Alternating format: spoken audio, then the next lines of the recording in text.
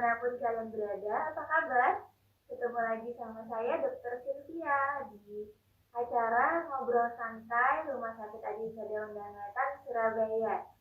Masih dalam rangka memperingati Hari Kartini ya, jadi kali ini kita hadir lagi Healthy Women, Happy Women, dan pada episode kedua ini kita menghadirkan seorang narasumber yang masih muda, cantik, kulitnya mulus, glowing. Halo buat yang baru bergabung. Ya, jadi narasumber kita pada pagi siang hari ini adalah Dr. Liana Ferawati. Beliau adalah dokter spesialis kulit dan kelamin di Rumah Sakit Adi Sadeon dan Wetan. Nah, hari ini kita mau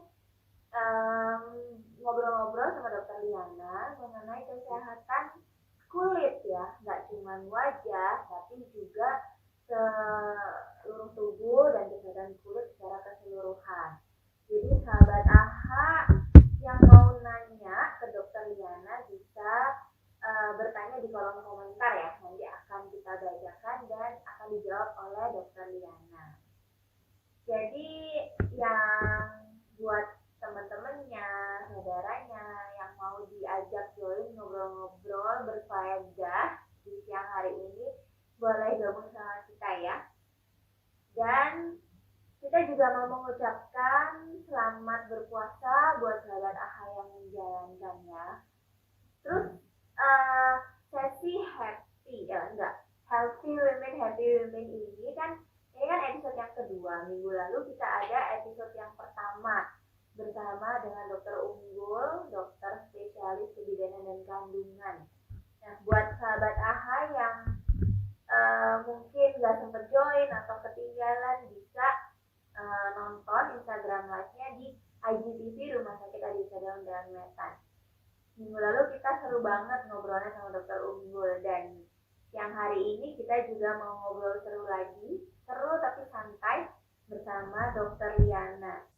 Selamat bergabung yang baru join sama kita.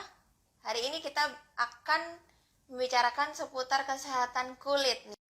Apa aja seputar kesehatan kulit ke Dokter Liana langsung siang hari ini ya. Jadi langsung dituliskan pertanyaannya di kolom komentar. Halo Dokter Liana. Halo. Apa kabar Dok? Baik. Gimana Dokter Sylvia, juga baik kan? Baik Dok. Kita siang hari ini mau ngobrol-ngobrol sama sahabat AHA semuanya yang ada di rumah. Pakai kebaya ya Dok? Iya, jelas. dong, sama kan kita. Iya. Saya juga pakai beginilah ya, kelihatan sedikit lah ya. Jelas nggak Dok suara saya? Jelas sih, jelas. Lumayan. Lumayan. Udah. Oke. Dok, kalau ngomongin seputar kesehatan kulit nih, kan kita hari ini topiknya. Kalau di poli kulit sendiri, Dokter Liana ini kan di poli kulit dan kelamin Rumah Sakit Adi Sadeon dan Wetan ya? Iya, betul. Kalau di poli kulit sendiri, permasalahan yang sering ditemukan apa Dok? Sama sebelum pandemi sama setelah kita masuk ke era pandemi ini, apakah ada perubahan? Oke, sebelumnya terima kasih Dokter Sylvie sudah diundang live di Adiusada UE ini ya. Kita apa juga yang makasih Dokter Liana mau meluangkan waktu di hari Minggu ya. Oke, semoga sahabat AHA juga dalam kondisi sehat dan happy ya. Amin. Jadi kesehariannya saya memang ada di poli kulit dan kelamin. Di poli kulit dan kelamin ini sendiri, kita itu mencakup termasuk kulit dan kelamin, kesehatan kulit dan kelamin, termasuk juga kosmetik. Kosmetik itu maksudnya perawatan kulit ya.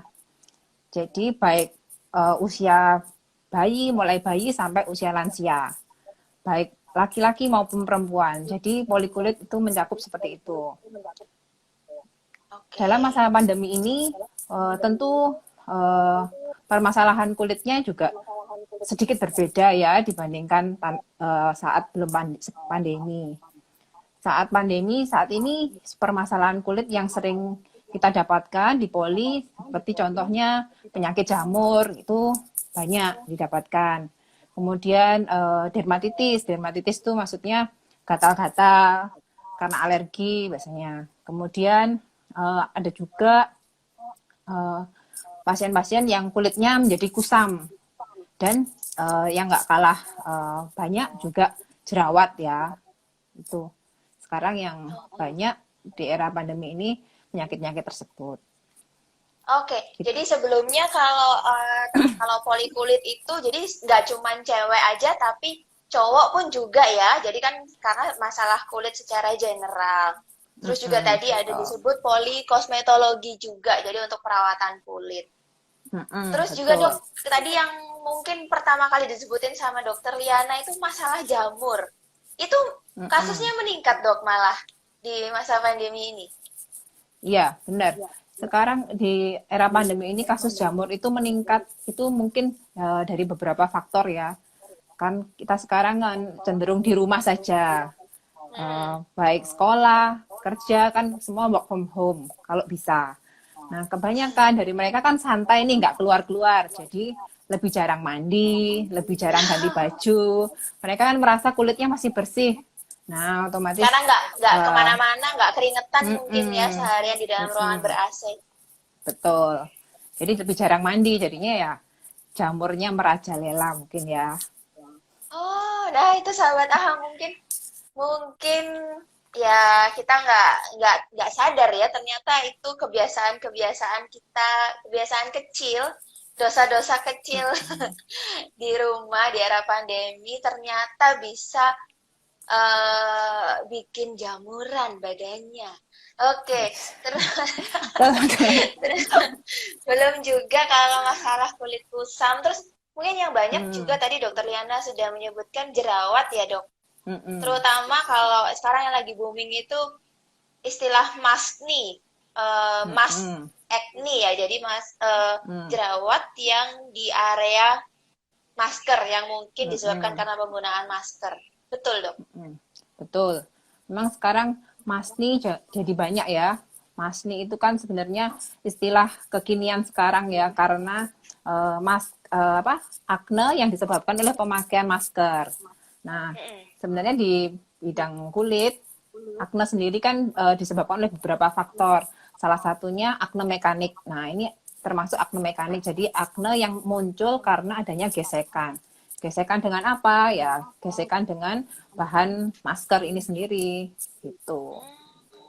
Jadi memang permasalahannya jadi aknenya juga di daerah masker, jadi daerah kedua pipi, hidung, area mulut gitu. Area bibir dan dagu gitu ya. Pokoknya ya, di daerah sini gitu lah. Betul. Daerah yang ketutup sama masker. Bisa juga nggak itu disebabkan katanya gara-gara apa ya? Mungkin karena ditutupin sama masker jadi pori-porinya ketutup. Jadi timbul banyak bakteri numpuk dan lain-lain, minyak segala macam. Bisa juga. Bisa. Jadi kenapa kok terjadi maskne itu?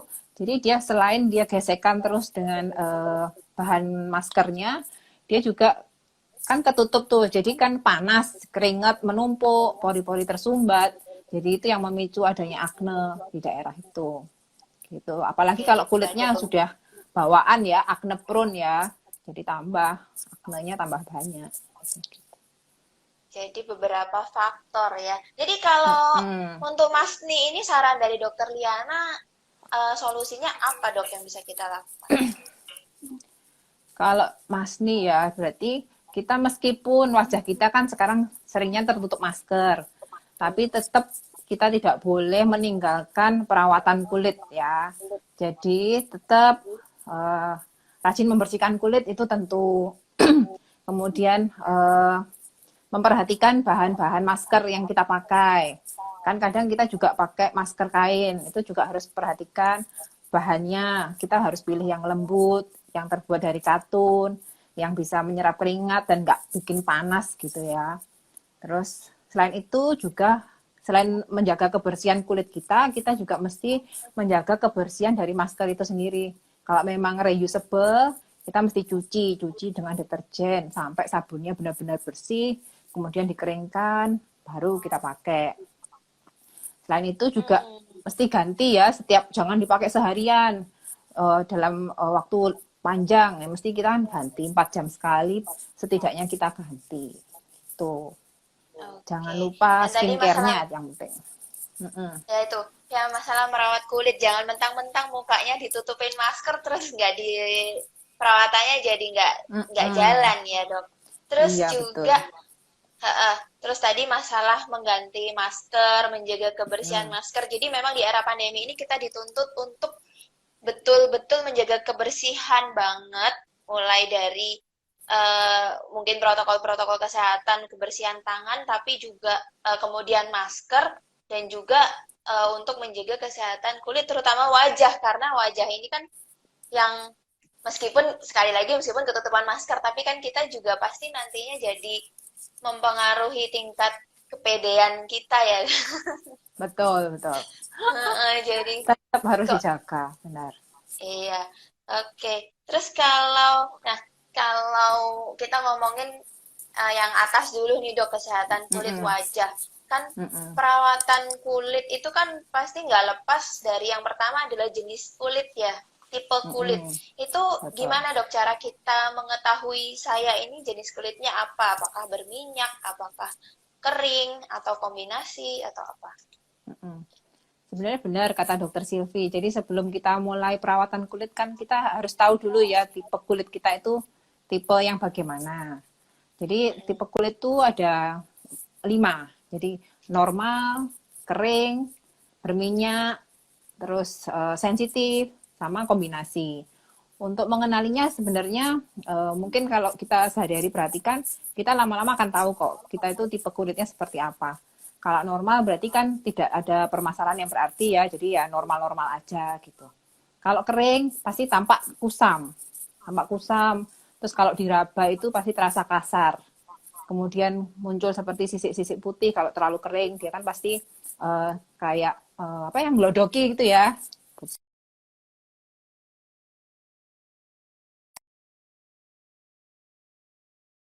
Wajahnya tuh mengkilap. Misalnya kita pegang gimana? Enggak, tadi sorry dok, tadi ada gangguan. Iya. Enggak, ngelodoki tadi kulitnya ngelupas. Ngelodoki, ngelupas, oke. Terus kalau berminyak, ya berarti kulitnya mengkilap. Terus kalau dipegang lengket. Terus gampang, pori-porinya besar. Jadi dia cenderung gampang berjerawat. Gitu. Kalau kombinasi, berarti kombinasi biasanya dia berminyaknya hanya di daerah T-nya aja. Jadi dahi itu berminyak, sedangkan pipi, kedua pipinya itu cenderung kering. Tuh biasanya. Terus kalau tipe kulit sensitif, kalau sensitif ya gampang merah, gampang nggak cocok sama satu produk. Jadi pakai produk apa aja gampang gatel, terbakar. Itu kulit sensitif. Gitu. Oke, tadi masalah jenis cara mengenali tipe kulit kita ya dok. Karena memang kalau beda jenis kulit itu beda juga perawatannya ya. Betul. Nanti perawatannya akan berbeda. Pemilihan bahannya yang kita pakai kan akan berbeda.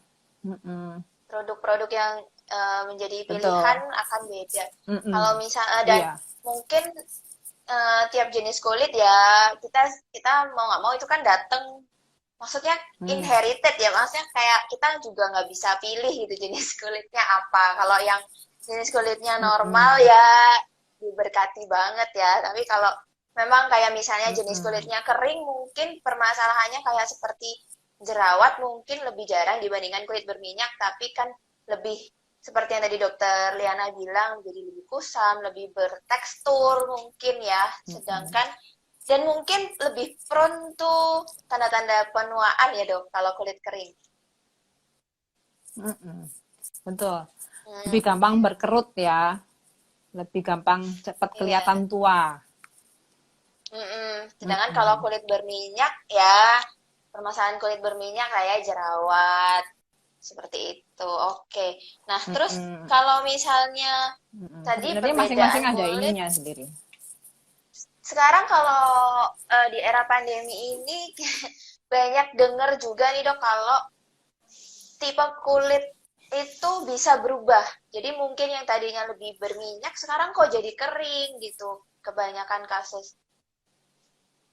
Mm-mm. Itu pertanyaannya Iya. adalah Mm-mm. apakah jenis kulit itu bisa berubah? Yang pertama. Terus yang kedua, kenapa kok di era pandemi ini jenis kulitnya seperti berubah dan apa mungkin solusinya, Dok?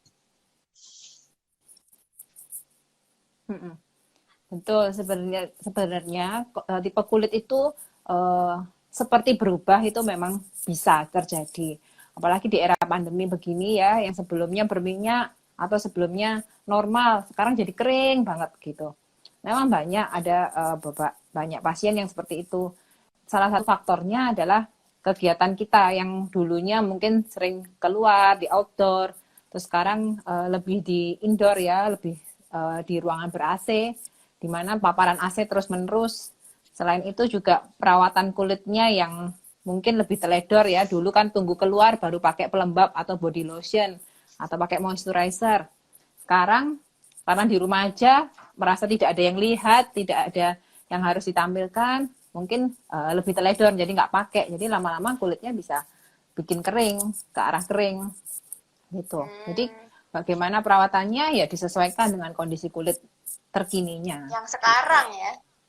Yang sekarang betul. Jadi mungkin mungkin yang dulunya berminyak, mungkin ya juga Mm-mm. karena kalau terutama kalau misal kulit berminyak, kalau misal kita keluarkan berkeringat, terus Hmm. apa tadi memungkinkan sebum-sebum juga produksinya mungkin lebih banyak, jadi kan Mm-mm. lebih terlihat mengkilap ya dok. Mm-mm. Betul, lebih terkeluar Jadi mungkin. kalau di dalam ruangan karena kita ASEAN terus, jadi kulitnya malah jadi cenderung kering. Oke, Mm-mm. terus, uh, terus, nah pemilihan produk nih dok. Jadi sebelum ini kan sekarang makin banyak ya, terutama produk-produk lokal itu banyak banget ngeluarin skincare. Jadi mungkin jadi kita Mm-mm. ini jadi bingung malah, aduh kok kayaknya bagus-bagus semua, Mm-mm. eh milih yang mana atau terus banyak apalagi kayak serum-serum apa segala macem. Mm-mm. Perlu nggak sih kita tuh pakai segitu banyak serum, layering-layering kayak gitu, Dok? Mm-mm. Iya, sebenarnya kalau sudah biasa ya, maksudnya sudah memang expert nih, expert maksudnya sering pakai skincare, mau layering asal dia cocok sama produknya sebenarnya boleh-boleh aja. Kan itu seperti asupan tambahan ya sebenarnya. Kalau masih masih pemula nih, misalnya masih melatih Newbie, diri newbie. untuk newbie gitu ya, sebenarnya kita pakai yang esensial aja lah, yang intinya Apa tuh, aja. Dok, yang esensial? Yang esensial ya seperti cleanser. Jadi cleanser itu sabun muka, itu penting, sangat penting ya. Terus itu kan fungsinya untuk membersihkan wajah kita dari kotoran ya, seharian misalnya uh, ada di lingkungan sekitar kan nggak selalu bersih ya, jadi perlu dibersihkan. Kemudian yang Meskipun nggak kemana-mana ya, Dok? betul, meskipun nggak kemana-mana tetap harus cuci muka ini ya. Terus yang kedua moisturizer, moisturizer atau pelembab ya itu penting banget dipakai. Tentunya semua itu harus disesuaikan sama tipe kulitnya, begitu. Terus yang nggak kalah penting sebenarnya pemakaian sunscreen. Sunscreen ini banyak ditinggalkan ya, bukan banyak ditinggalkan, maksudnya banyak yang merasa wah nggak kemana-mana di rumah aja kok ngapain pakai sunscreen. Padahal itu penting dan termasuk perawatan kulit yang esensial gitu. Jadi Mm-mm. jadi ada ya kita bilang tiga ya berarti tiga Mm-mm. basic skincare yang penting banget dan kita Betul. nggak boleh tinggalkan. Jadi jangan mikirin Mm-mm. serum-serum atau yang lain-lain kalau kalau tiga ini belum kita penuhin dan belum kita jalankan dengan baik ya dok. Mm-mm. Betul. Terus, Kalau 3 itu aja nggak bisa kan, mau nambah yang tambahannya kan susah nanti. mm-mm. Terus kayak itu juga penting untuk menyesuaikan produknya dengan jenis kulitnya kita. Kalau Mm-mm. kita ngomongin satu-satu, kalau yang cleanser, Mm-mm. Mm-mm. selain bahan mungkin ada yang gel, ada yang krim, ada Mm-mm. yang foam gitu ya. Tapi Foam. juga Mm. kan sekarang banyak pH apa low pH gitu yang pH-nya Mm. rendah apa segala macam katanya Mm-mm. untuk menyesuaikan dengan pH kulit. Itu gimana, Dok? Mm-mm. Sebenarnya kita membuat pH itu sebenarnya yang bagus adalah netral ya, mungkin antara 5,5 sampai 6,5. Terus selain kita memperhatikan di kemasannya nih pH berapa, kita juga mesti memperhatikan juga sediaannya dalam bentuk apa. Kalau misalnya kulitnya kering, ya janganlah pilih yang foam. Nanti kulitnya tambah kering. Hmm. Pilih yang bentuknya Hmm. lebih lembab gitu. Meskipun mungkin tidak terlalu banyak berbusa, tapi itu cocok untuk kulit kering gitu. Dan selain pH-nya diperhatikan juga bentukan ininya, sediaannya apa. Gitu. Sediaannya. Jadi justru yang berbusa Mm-mm. itu bisa bikin kulit makin kering. Betul. Betul. Oke. Terus juga tadi pelembab juga sediaannya juga udah banyak, Mm-mm. mungkin juga bisa disesuaikan dengan jenis kulit. Dan yang tadi Mm-mm. yang penting juga adalah sunscreen atau sunblock yang betul dokter bilang itu sering banget ditinggalkan, apalagi Mm-mm. ya tapi sekarang untungnya udah mulai ditekankan ya pentingnya penggunaan Mm-mm. sunscreen. Mungkin kalau zaman kita kecil, zaman kita muda dulu kan jarang ya pakai pakai sunblock, pakai sunscreen. Sekarang anak-anak muda zaman sekarang kayaknya ke sekolah udah pakai sunscreen kayaknya dok ya. Mm-mm. Benar. Terus, Oh, mm-mm. iya ya, Soalnya lanjutin aja dok. iya, sunscreen itu memang harus sejak dini ya sebenarnya dipakai. Kita mungkin dulu kelewatan ya waktu kecil dulu ya. Padahal sejak dini harusnya sudah dipakai. Mm-mm. Mungkin bisa apa pentingnya sunscreen itu apa dok? Kenapa kok harus dari dini? Jadi sunscreen ini kan pelindung matahari ya. Bagaimanapun juga kita kan hidup di iklim tropis. Terus mataharinya juga panas nih ya. Apalagi kita kan dekat juga garis khatulistiwa. Nah, sunscreen sangat penting untuk kebutuhan kita karena juga selain sinar matahari itu sendiri juga mempunyai efek baik, dia juga punya efek yang kurang baik juga. Betul. Salah satunya bisa bikin skin aging, jadi penuaan dini. Jadi belum waktunya tua udah kelihatan tua, kan kita nggak ada yang mau dong kelihatan lebih tua dari aslinya. Terus bikin kerut, tambah kerut. Gitu. Terus yang paling buruknya bisa bikin kanker kulit juga kalau misalnya terlalu sering terpapar UV tanpa perlindungan dari sunscreen. Gitu. Makanya penting banget ya dok. Makanya kayak Penting. sunscreen, sunblock kan seperti proteksi. Terus juga tadi betapa pentingnya, dokternya tadi ngomongin betapa pentingnya apa penggunaan sunblock, sunscreen. Meskipun nggak keluar rumah juga karena gimana pun juga, meskipun di dalam rumah juga harus pakai sunscreen ya dok. Betul. Meskipun dalam rumah kita kan tetap terpapar sinar ya, mau sinar itu lampu, monitor HP.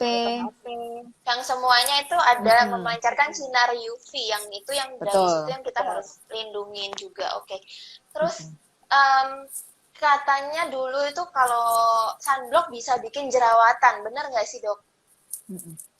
Ya, kalau misalnya sunblock itu kan sekarang sediaannya macam-macam ya. Jadi sediaannya itu mulai dari untuk kulit kering sampai kulit berjerawat ada. Jadi kalau misalnya memang kulitnya tipe kulit yang mudah berjerawat, kita pilih yang sediaannya gel. Ada kok pilihannya gel. Memang yang kulit yang lagi jerawat aktif ya, kita tidak sarankan untuk pakai sunscreen dulu sampai jerawatnya mungkin mereda, mulai kita masuk ke sunscreen. Oke, jadi mungkin Hmm. dulu juga opsi untuk sunblocknya juga belum terlalu banyak seperti sekarang ya. Betul. Jadi sekarang Mm-mm. nggak usah khawatir, pokoknya sunblock itu penting banget, harus banget dipakai. Kecuali tadi Mm-mm. mungkin lagi breakout Break banget yang out, banyak betul. jerawatnya itu. Mm-mm. Jadi langsung konsultasikan aja ke dokter kulit ya. Mm-mm. Betul. Nah, masih seputar penggunaan sunblock nih dok. Berapa Mm-mm. banyak sunblock yang harus kita pakai? Karena eh, katanya kalau sunblock terlalu sedikit juga percuma. Bener nggak sih dok? Ya, sebenarnya kalau memakai sunblock itu memang yang membuat efektif selain sediaannya harus pas ya, broad spectrum, maksudnya bisa untuk UVA maupun UVB, kita juga harus memberikan secara rata, dosisnya tepat. Untuk lebih gampangnya, sebenarnya 2 miligram per sentimeter persegi itu dosis yang disarankan. Gampangnya, kalau untuk wajah, leher, 2,5 ruas jari kita ini. Tuh. Jadi untuk keseluruhan badan totalnya bisa banyak, 30 gram. Banyak banget. Banyak ya. Banyak. Dan itu Kalau juga nggak bisa dipakai sekali aja. Mesti nah kan itu ada reaplikasi namanya kan. setiap berapa lama dok kita harus reaplikasi sunblock itu? Idealnya setiap 4 jam. Sebenarnya kita reaplikasi setiap 4 jam. Dan Oke. harus Oh ya, rata ya. oh iya, sebelumnya saya mau mengingatkan sahabat AHA untuk tadi yang mungkin sudah nulis pertanyaan di kolom komentar karena tadi sempat terputus, mohon maaf banget. Jadi mungkin bisa diketik lagi pertanyaannya ya di kolom komentar. Oke, masih tadi sunblock terutama mungkin yang paling sering dan paling ditekankan adalah di wajah ya, wajah dan jangan lupa di leher juga. Nah, kalau tadi dokter bilang di setiap bagian berapa dok? Dua setengah wajah, leher 2,5 ruas jari. Oh, ruas jari. Oh iya, soalnya ada yang bilang katanya 2 ini dok, 2 jari gini. Tapi Untuk kayaknya banyak banget ya. Iya. Biasanya paling enggak itu setiap bagian ya, lengan tuh 5 mili, nanti lengan yang satunya 5 mili. Gitu. Kalau kita ukur pakai 1 sendok teh, ya itu 1 sendok teh. 1 sendok teh, tapi agak ribet Agak mungkin ribet ya ya. dok. Setiap kali pakai sunblock harus bawa sendok teh kemana-mana.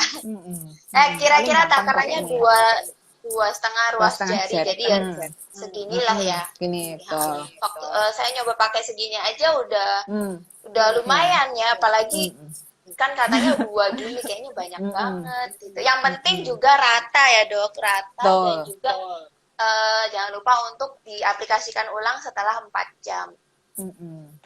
Kalau masalah SPF gitu, yang disarankan SPF berapa dok? SPF yang disarankan mulai dari 30 sampai 50 sudah cukup ya. Jadi minimal SPF-nya 30 ya. Yang penting cara pemakaiannya itu sebenarnya. Jumlah, terus rata, terus jangan lupa untuk reaplikasi. Nah, kalau ngomongin sunblock, sinar matahari, sekarang lagi musim berjemur ya dok?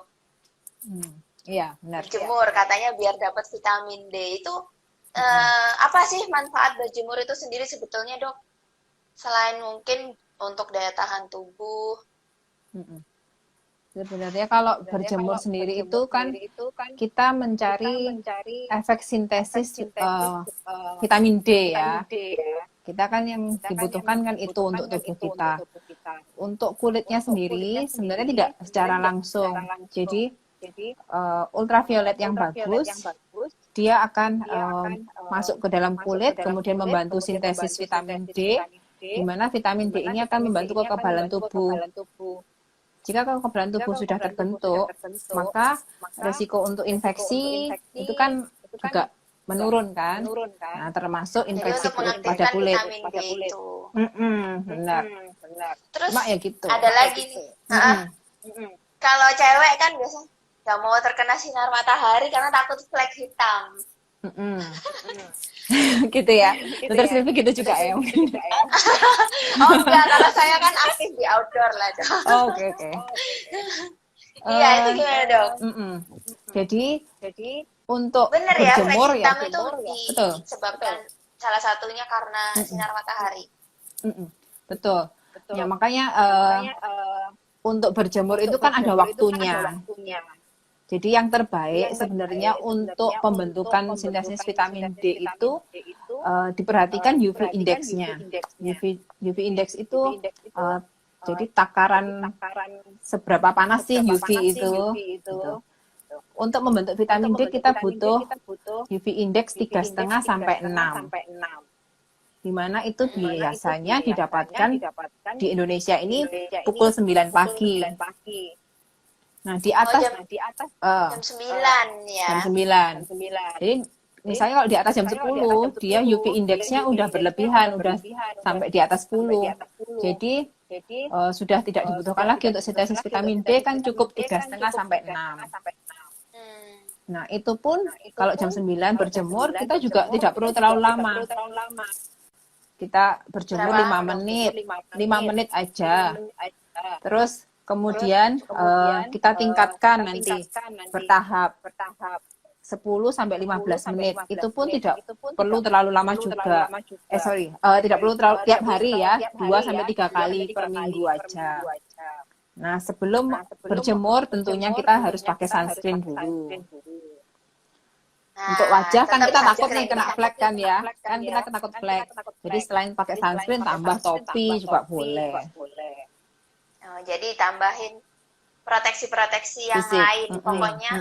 Pokoknya ingat jangan sampai penting nih berjemur terus akhirnya gosong-gosongin diri. Jemur siang-siang atau jemur sampai berjam-jam nggak perlu ya, malah bisa nggak bagus juga untuk kesehatan ya dok. Kalau seperti itu. Betul. Oke. Malah yang dapat nanti kulitnya terbakar malahan. Iya. Terus ini masih seputar sunscreen. Ini ada pertanyaan dari astapulo.sup. Kalau sunscreen spray apakah efektif juga dok?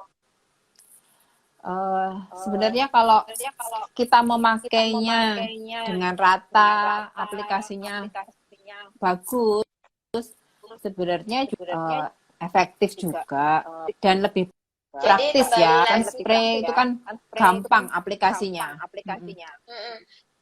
Jadi kembali lagi kayak yang tadi ya. Yang jumlahnya itu yang penting jumlahnya cukup dan pengaplikasiannya rata sih, ya efektif aja ya.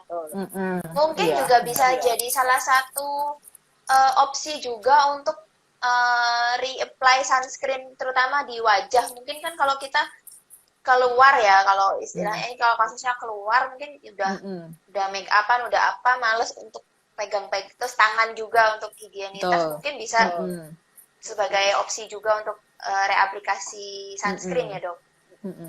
Sekarang banyak tuh musim goes ya. Banyak tuh biasanya mereka kan bawa sunscreen yang spray. Oh gitu. Nggak pernah goes soalnya dok. Nggak pernah goes, pelari soalnya ya dok. Udah nggak berani dok sejak pandemi. Oke, terus ini kalau kan kita tadi dokter menekankan untuk pentingnya perawatan kulit, terutama mungkin wajah dan juga tubuh juga, jangan lupa karena tadi bisa jamuran itu tadi. Nah, kalau kita katakanlah sudah punya skincare yang oke, masih perlu nggak sih kita tuh perawatan ke klinik misalnya, kan terus kayak di Adiusada kan ada klinik kosmetologi ya, kita bisa perawatan di situ juga. Masih perlu nggak sih dok? Kan udah perawatan di rumah. Ya, sebenarnya perawatan kulit kita itu kan terbagi-bagi ya. Ada yang setiap hari, ada yang mingguan, ada yang bulanan. Nah, yang perawatan setiap hari kalau sudah bagus dilakukan, kita tingkatkan perawatan mingguannya. Mingguan itu contohnya dengan eksfoliasi ya, jadi kayak pengelupasan kulit tapi yang ringan. Nah, ada beberapa terapi yang mesti dilakukan di rumah sakit atau di klinik kosmetik kita ya, seperti chemical peeling, jadi pengelupasan kulit yang lebih agresif nih ceritanya. Dan di bawah pengawasan dokter kulit. Kemudian ada terapi seperti facial. Itu kan juga adanya juga di klinik. Termasuk yang di klinik itu ada mikrodermabrasi, jadi untuk mengangkat sel-sel kulit mati untuk biar glowing. Jadi intinya biarpun kita ya pasti harus merawat kulit setiap hari, tapi ada perawatan kulit yang kalau mingguan mungkin masih kita bisa lakukan sendiri di rumah, kayak tadi yang dokter bilang kayak scrub atau eksfoliasi yang lain yang lebih ringan. Tapi kalau ada juga perawatan bulanan yang harus dilakukan di bawah pengawasan oleh dokter kulit ya. Dan nggak disarankan juga mungkin pakai peeling terus pakai sendiri, karena kan bisa takutnya iritasi atau gimana ya dok. Iya. Jadi kalau peeling itu memang sekarang kan banyak tuh beredar. Tapi peeling, tapi kan dia peeling ringan. Jadi konsentrasi tertentu yang dijual secara bebas. Yang di klinik ini peelingnya dengan konsentrasi lebih tinggi. Gitu. Jadi hasilnya akan lebih maksimal jika juga dilakukan. Tingkat ke-glowingannya lebih tinggi. Betul. Ya, karena kalau yang dijual bebas kan pasti konsentrasinya nggak akan terlalu tinggi itu tadi ya. Karena kalau yang tinggi tadi harus di bawah pengawasan dokter kulit. Kalau di Adi Husada sendiri ada dok perawatan seperti itu? Ada. Di klinik kosmetik kita bisa facial mulai dari untuk kulit kering sampai kulit berminyak, berjerawat, kita ada. Kemudian untuk chemical peeling superficial ya, superficial chemical peeling ada juga. Kemudian mikrodermabrasi. Jadi itu semua ada di klinik kosmetologinya Rumah Sakit Adi Husada dan Wetan. Tapi kan mungkin banyak yang, tapi kan takut dok ke rumah sakit. Iya. Kita melakukan itu semua sudah sesuai protokol kesehatan ya. Jadi kita screening di bawah sebelum masuk ke poli kan kita ada screeningnya. Dan polinya itu sendiri kan gedungnya terpisah ya sama yang gedung-gedung rawat inap seperti itu. Terpisah. Kemudian juga kita pakai APD juga. Nanti ada pakai masker. Waktu perawatan ada masker khusus facial. Oke, jadi kalau misalnya banyak yang udah berani nongki cantik gitu ya, jadi ke rumah sakit juga nggak boleh takut, karena di rumah sakit protokol kesehatannya justru lebih jelas dan lebih baik. Terus sekarang kalau masalah kan katanya ada yang jangan merawat kulit itu cuma dari luar, tapi juga dari dalam. Makanya ada kayak suplemen yang untuk kulit. Kemudian ada juga yang lagi ngetren sekarang mungkin minuman berkolagen ya, dok. Itu gimana sih dok? Apakah memang perlu kita mengkonsumsi itu? Oke. Ini ada dokter Okti, katanya kita suaranya hilang timbul ini dok. Oh, ya. Suaranya masih, apakah sudah jelas dok? Iya.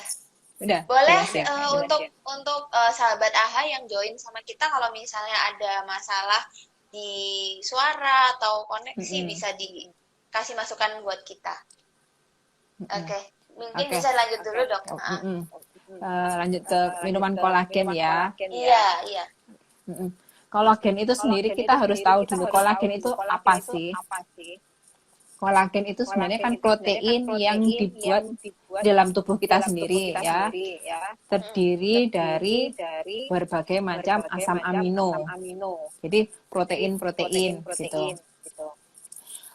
Apakah perlu asupan dari luar? Semakin bertambahnya usia, berdasarkan penelitian saat usia 40 tahun, kolagen ini akan menurun 1% per tahun.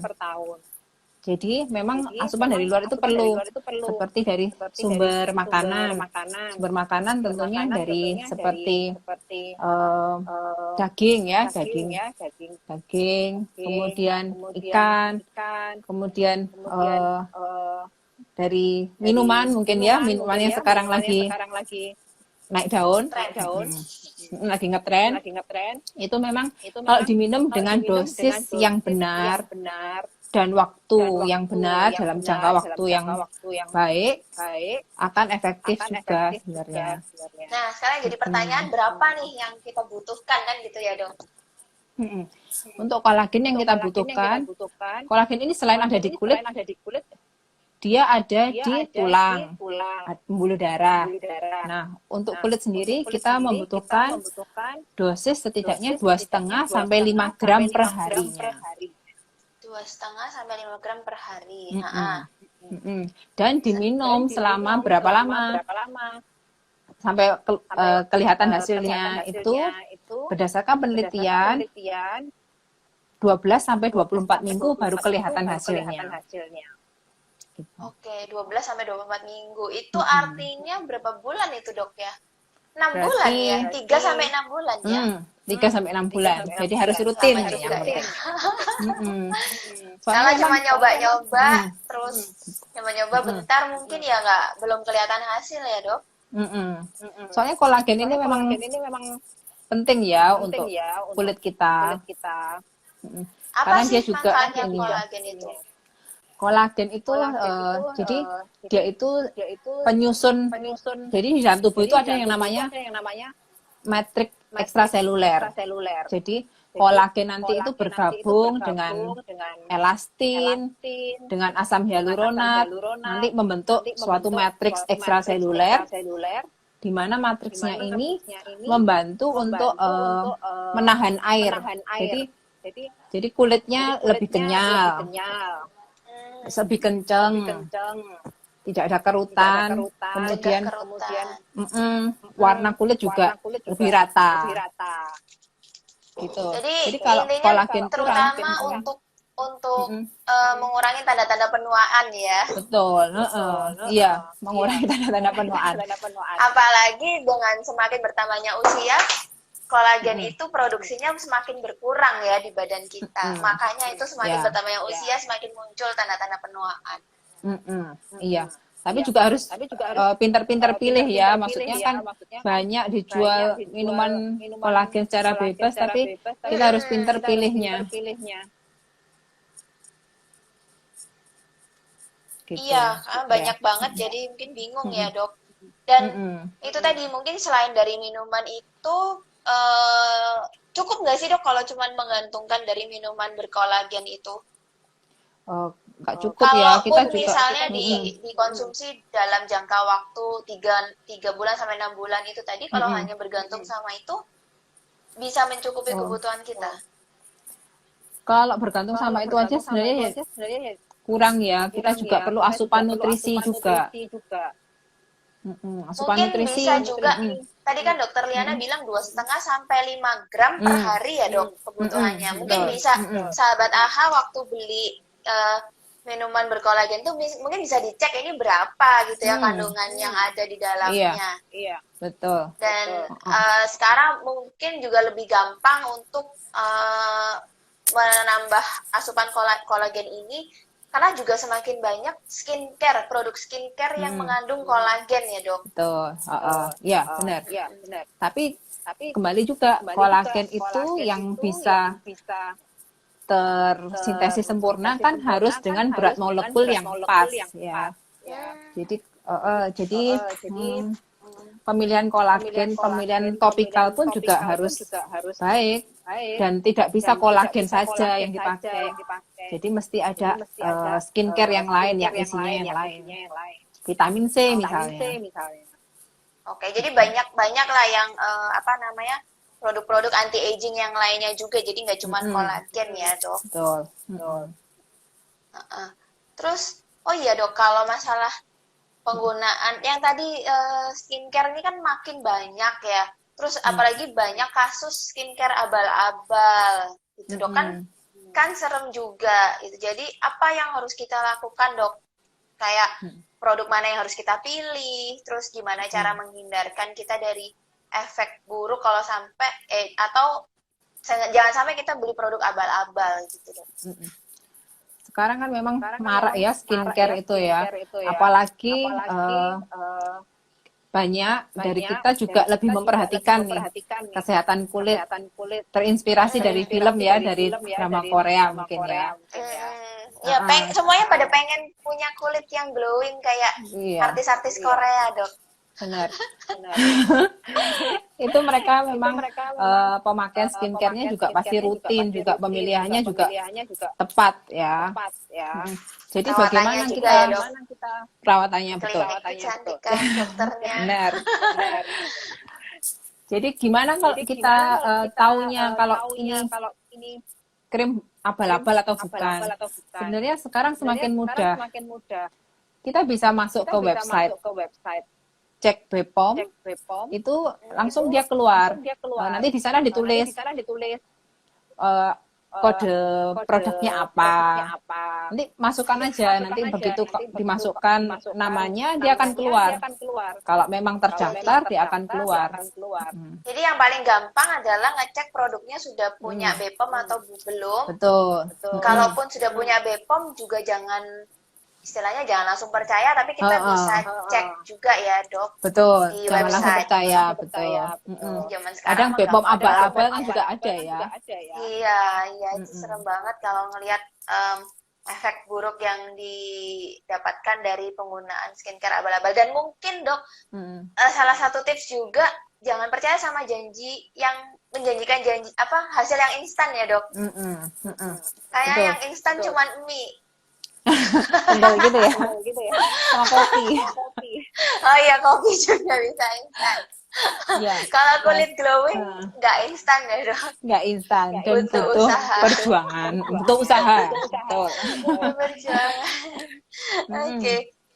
Terus juga ada yang bilang katanya kalau perawatan itu bisa bikin ketagihan. Bener nggak, Dok? Sebenarnya kalau dibilang ketagihan gitu juga kurang tepat ya. Jadi misalnya seperti kita butuh makan setiap hari, kan bukan berarti kita juga ketagihan. Kalau butuh mandi juga bukan berarti ketagihan, tapi memang kebutuhan. Jadi kalau skincare pun juga begitu. Karena kita kan juga butuh nutrisi dari luar ya, topikal maksudnya. Kalau misalnya kita jadi yang dikasih nutrisi jangan cuma perutnya aja, tapi kulitnya juga jangan lupa ya. Jadi memang benar. Jadi skincare itu akan berbeda ya antara orang-orang yang tanpa memakai skincare dengan yang memakai skincare pasti akan berbeda hasilnya. Jadi memang kulit yang dirawat sama yang nggak dirawat ya pasti hasilnya beda ya. Kalau ngelihat artis-artis yang cantik-cantik, glowing gitu, pasti ada usahanya. Kayak Dokter Liana gini kan kulitnya mulus, glowing. Itu ada usahanya ya, Dok? Ada usahanya. Sama kayak Dokter Vivi kan juga.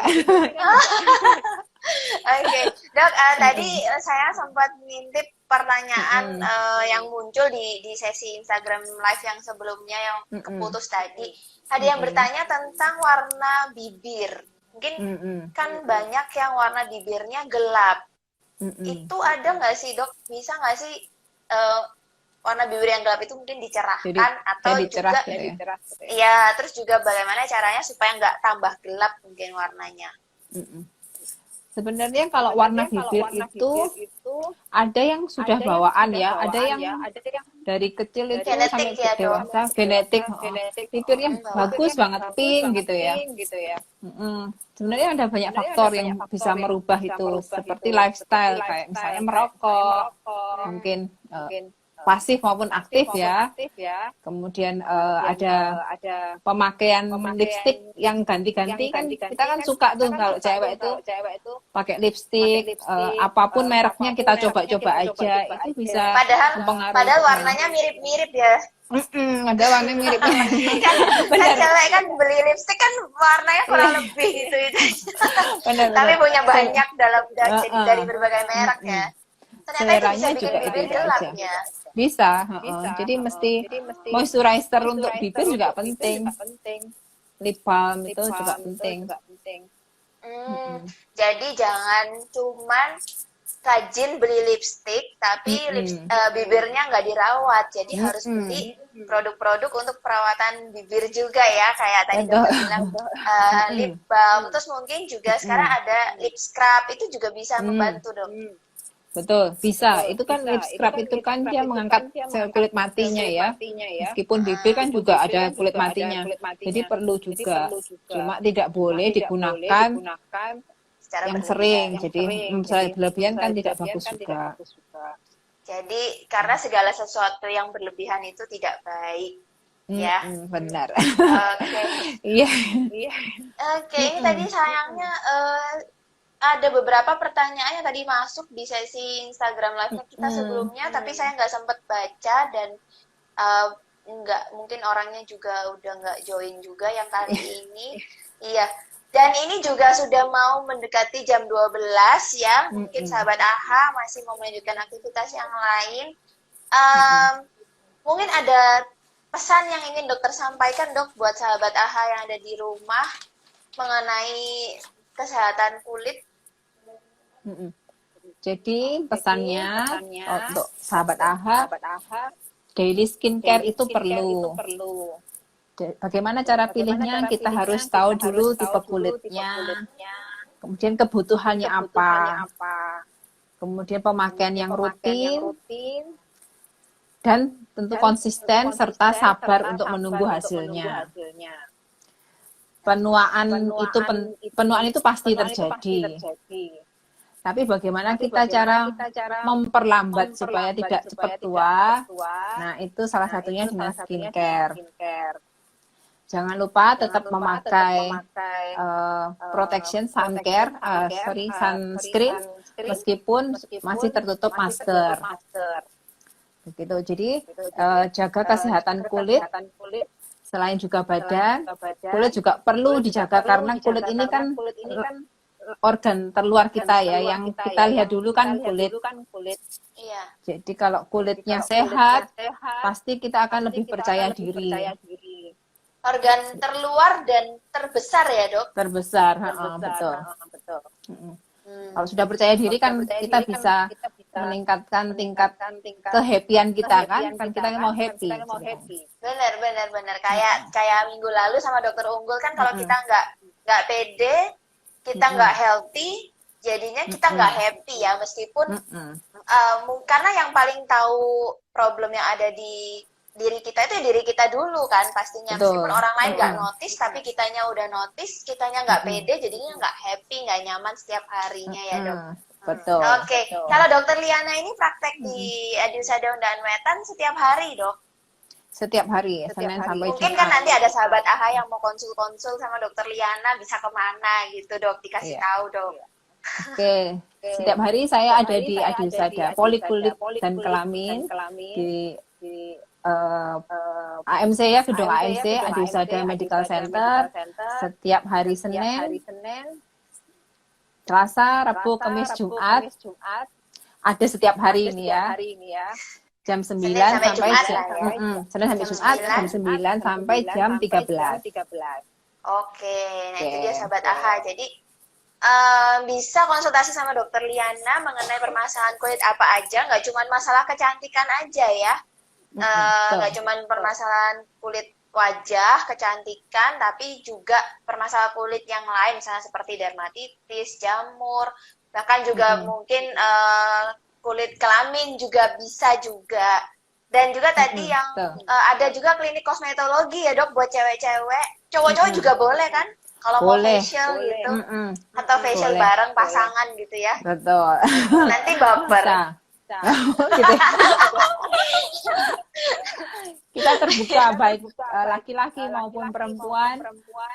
Bisa. Yang peduli dengan kesehatan kulit silakan datang ke Polikulit dan Kelamin dan klinik kosmetologinya Rumah Sakit Adilsa Daun dan Wetan. Nanti bisa ketemu sama dokter Liana dan ada juga dokter Dita dan dokter siapa satu? Oh, Monica. Ya, jadi Banyak dokternya cantik-cantik, masih muda, semuanya kayak dokter Liana, enak diajak ngobrol ya dok. Iya, sama-sama. Oke deh kalau gitu. Terima kasih dokter Liana sudah meluangkan waktunya dan maaf banget ya tadi sempat koneksinya sempat terganggu. Ya semoga nggak kapok ya ngobrol-ngobrol sama kita. Iya. Ya. Terima kasih dokter Silvi sudah diajak nih meramaikan Hari Kartini ya ceritanya ya. Iya, tetap semangat buat wanita-wanita hebatnya Indonesia ya. Dan terima kasih juga buat sahabat AHA yang sudah meluangkan waktunya. Ada Dokter Hermanto juga yang bergabung sama kita dari Adiosada Kapasari. Terima kasih. Tetap sehat, jangan lupa memperhatikan kesehatan kulit seperti dari pesannya Dokter Liana.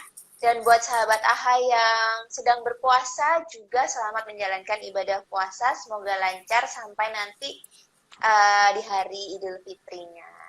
Terima kasih. Sampai jumpa.